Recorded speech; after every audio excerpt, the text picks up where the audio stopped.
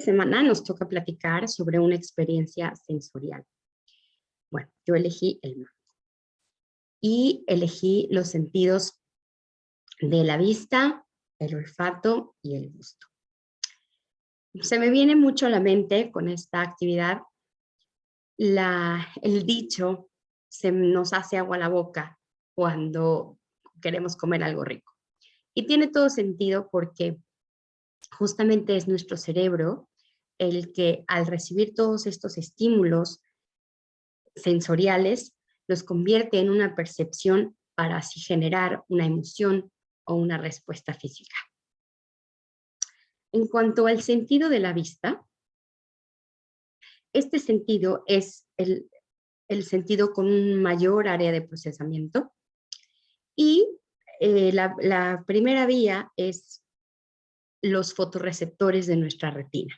Más o menos hay aproximadamente 130 millones de fotorreceptores, bastones y conos que reciben la intensidad luminosa y el color que percibimos y los transducen a impulsos hacia las células bipolares y las células amácrinas, que a su vez transmiten este impulso a las células ganglionares para poder después formarse todos los axones en un solo nervio que se llama nervio óptico.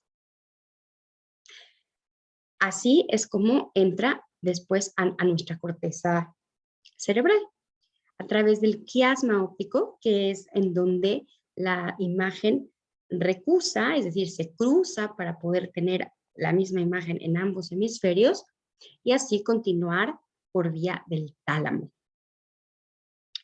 La radiación óptica después lleva este impulso hasta la parte de atrás de nuestro cerebro hacia el lóbulo occipital, en donde encontramos la corteza primaria, secundaria y asociativa hasta la parte más externa.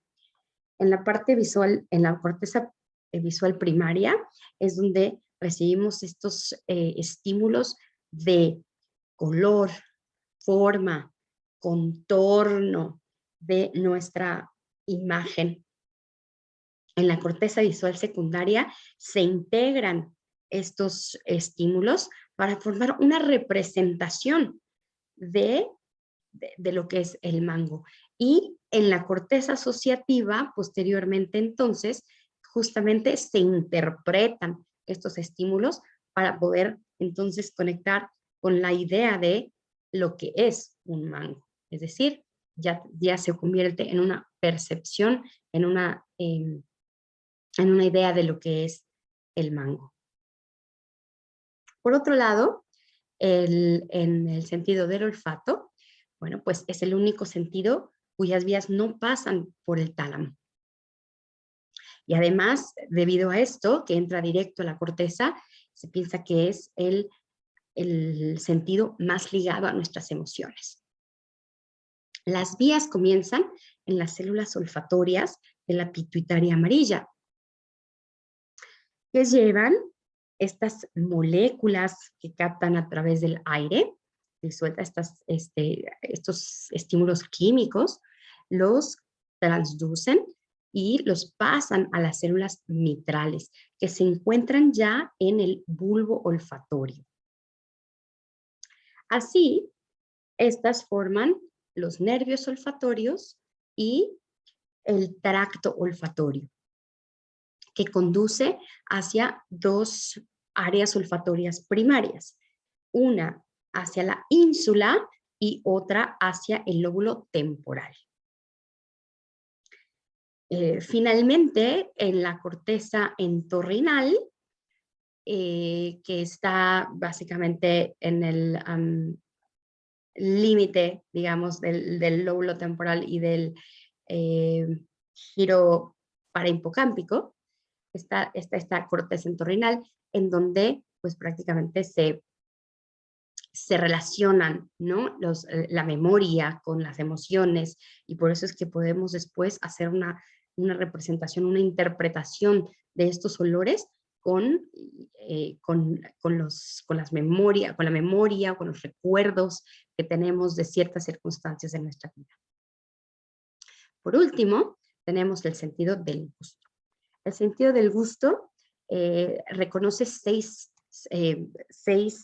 sabores básicos, que sería el dulce, el salado, el ácido, el amargo, el umami, y últimamente se añadió un sabor que se llama oleogustos, que es la detección, digamos, de alimentos que tienen, o de este sabor como a ácidos grasos no esterificados.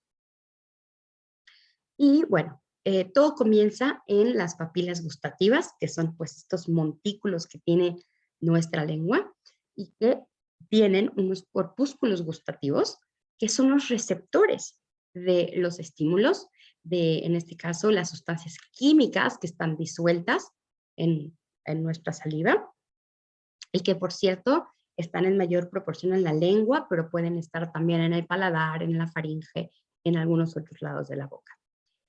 Así, estas células transforman el estímulo a un impulso eléctrico que llega a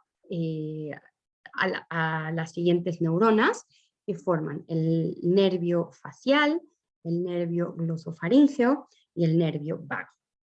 De esta manera va el impulso hacia nuestro tronco encefálico, pasando por el bulbo raquídeo y específicamente el bulbo del tracto solitario.